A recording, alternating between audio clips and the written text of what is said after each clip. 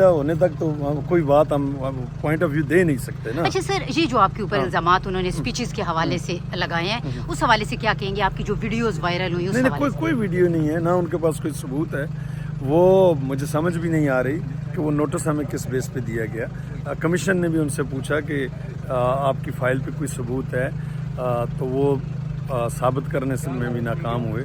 तो जब तक फैसला नहीं होता उस पर मैं समझता हूँ कि कमेंट्स नहीं करना. सर, आपके वकील ने आज क्या मौक़िफ़ पेश किया? हमारे मौक़िफ़ वकील ने यही किया कि जो ये नोटिस दिया गया वो इलीगल दिया गया, according to the code of conduct जो है इलेक्शन कमीशन, उसके मुताबिक नहीं दिया गया.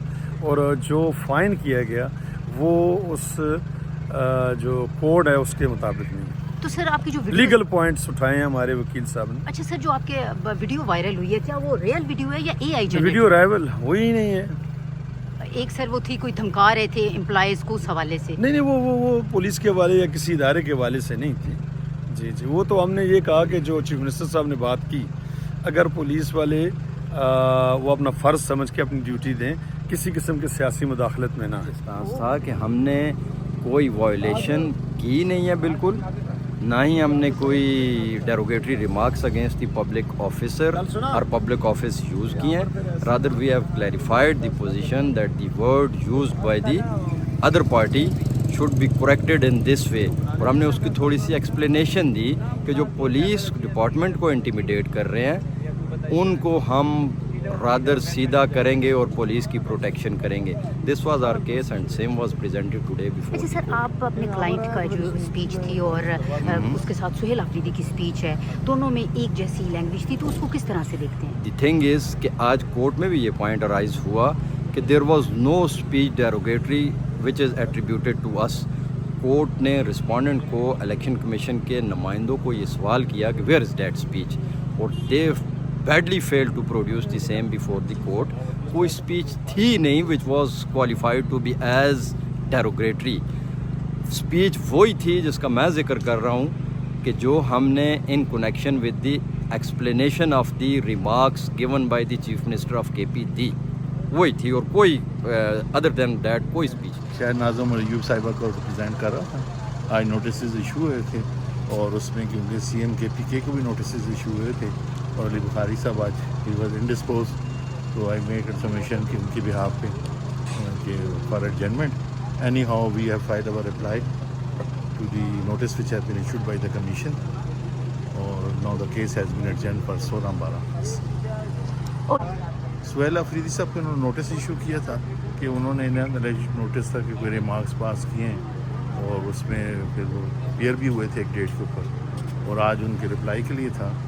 तो आज वो रिप्लाई नहीं फाइल हो सका, उनकी तरफ से काउंसिल अवेलेबल नहीं थे. अब नेक्स्ट डेट में रिप्लाई फाइल होगा उनकी तरफ से, और शहर नाज़िम की तरफ से एडजर्नमेंट में एप्लीकेशन थी और उसके ऊपर वो एडजर्न हो गया केस. शहर नाज़िम और यूब साहिबा की तरफ से हमने रिप्लाई दाखिल कर दिया. Next proceeding. Islamabad high court में डबल बेंच में स्टे लेकर इसको 1.5 साल हमारा हल्के का जो है ये वक्त जो ज़ाया हुआ, और फिर उसके बाद इलेक्शन हुआ. होना तो ये चाहिए था कि ये एक ऐसा हल्का है जहां ऑलरेडी डिस्प्यूटेड इलेक्शन है, और पहले भी उन्होंने इंतहाई धांधली के ज़रिए भोंडे तरीके से फॉर्म 47 बना के उन्हें जितवाया था. और जब वो साबित हो गया, उसका सबसे बड़ा सबूत ये है कि वो रिकाउंटिंग में बैठने की बजाय रिज़ाइन कर गया. तो इससे बड़ी जो दलील है वो नहीं हो सकती. फिर जब इलेक्शन होने लगा तो मैंने सबसे पहले RO साहब और DRO को और इलेक्शन कमीशन से रजू करके एप्लीकेशन दी कि जनाब इन्होंने जो ड्यूटियां लगा रहे हैं अभी उसका कोई खुफिया रखी हुई हैं, कुछ छुपाया हुआ है उसको. और 3 दिन पहले इन्होंने वो शो की, और उसमें जितने कैंडिडेट रिटर्न जो कैंडिडेट शो किया गया उसके जितने करीबी अजीज़ रिश्तेदार थे उन सब की ड्यूटियाँ लगाई गई. और मैंने वो रिटर्न एप्लीकेशन दी और even high court Multan bench में रिट पिटीशन दायर की. वहाँ से भी डायरेक्शन हुई कि जनाब ये जो आपने इनके चाचे मामे भर्ती किए हुए हैं और ऐसे लोग भी भर्ती किए हुए हैं जो गवर्नमेंट सर्वेंट की इसमें डेफिनेशन में आते भी नहीं, और आपने उनको ड्यूटियाँ दी हुई हैं इलेक्शन के लिए, तो आप इनको चेंज करके जो मेरिट पर बनते हैं उनको लगाएं. लेकिन किसी ने कोई एक अमल दरामद भी नहीं हुआ, उसी तरह उन सब लोगों को बिठा दिया गया। सबसे पहले तो ये वायलेशन हुई कि जिन लोगों को ट्रेनिंग दी गई इलेक्शन के लिए उनको नहीं बुलाया गया, बल्कि उन लोगों को बुलाया गया ड्यूटियों पर जिन्होंने ट्रेनिंग ही नहीं की सिरे से और किसी को पता तक नहीं था। और फिर सबसे बड़ी बात यह है कि वो जितने लोग थे वो उसी PP 269 जहाँ से इलेक्शन हो रहा था वहीं के रहने वाले थे, मोस्टली 90%, और अक्सर तो उसी पोलिंग स्टेशन के वोटर मेंबर थे जो प्रिजाइडिंग लगा दिए गए। और हमने उन्हें बाकायदा उनका नाम मेंशन करके और उनकी वीडियो दी RO को कि जनाब ये चेक करें, ये तो उसी कैंडिडेट का जलसा करवा रहे हैं और ये उनका घर है, इनका वोटर मेंबर भी यही के हैं, तो आप इनको तो खुदारा यहाँ से हटाएं, इनको आप ड्यूटियाँ न दें। लेकिन किसी को भी चेंज नहीं किया गया। इलेक्शन वाले दिन जैसे ही हम पोलिंग स्टेशनों पर पहुंचे तो वहाँ पे अगर वहाँ में लिख कर दिया है कि हमें जो बैलेट पेपर भेजे गए हैं वो शुरू से इलेक्शन कमीशन ने जो भेजे हैं वो शुरू से कम थे, कहीं 300 कम थे, कहीं 400 कम थे। हुआ ये है कि इस सब के पीछे जो साइंस छुपी हुई है वो कोई आम सी है, इतनी मुश्किल नहीं है कि ये इकट्ठे करके 25,000 बैलेट पेपर जो है वो उस कैंडिडेट को ऑलरेडी 2 दिन पहले दे दिए गए और उस 25,000 बैलेट पेपर पर स्टैंप लगा के उन्होंने वो इलेक्शन वाले दिन रिगिंग करते हुए डाल दिए। और कुछ हमारे पास ये इन राइटिंग में आपको पेश करूंगा कि ऐसे भी पोलिंग स्टेशन है जहां पे शुरू से 300-400 बैलेट पेपर कम भेजे गए हैं, वहाँ कास्ट हुए हैं फर्ज किया 1000 और जब बक्से खुले हैं तो उसमें से 1200 निकले हैं। तो ये भी सिचुएशन जो है इस तरह का इलेक्शन हुआ है और उस पर हमारे शदीद तहफ़्फ़ुज़ात हैं। मैंने इन राइटिंग उन सब लोगों से ली हुई है, उनके वीडियो बयानात भी हैं।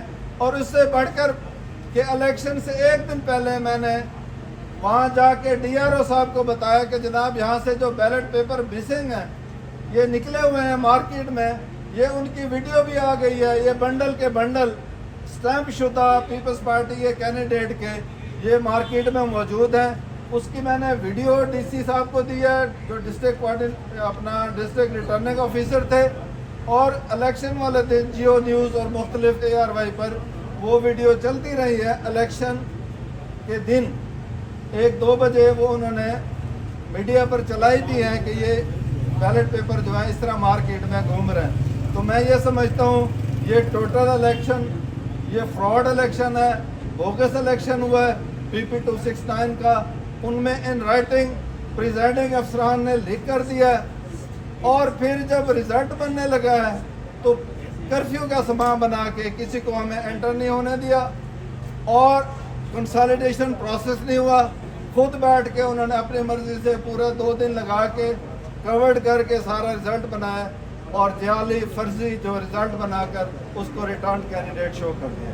सर वकार को अगर आज की से आपको बताइए ये सब भी ये एप्लीकेशन भी है DRO की और इसके अलावा ये सारे सबूत भी मैंने साथ लगाए हैं। और जो मज़े की बात है कि यहाँ का जो टर्न आउट है वो 52% है, वो जनरल इलेक्शन से भी ज़्यादा हो गया। और ऐसे भी पोलिंग स्टेशन है जहाँ पर जनरल इलेक्शन में 500 वोट कास्ट हुआ है, इस दफ़ा 1100 वोट कास्ट हुआ है। ये कैसे पॉसिबल है? तो ये सिर्फ वजह यही थी कि वही वोट जो वहाँ से इन्होंने पहले ऑलरेडी निकाले हुए थे वो डाल के उसका टर्न आउट इस तरह बनाया गया ताकि हमारा जो रिज़ल्ट है उसका मुकाबला किया जा सके वो बैलेट पेपर डाल के। ये सारी चीज़ें जो हैं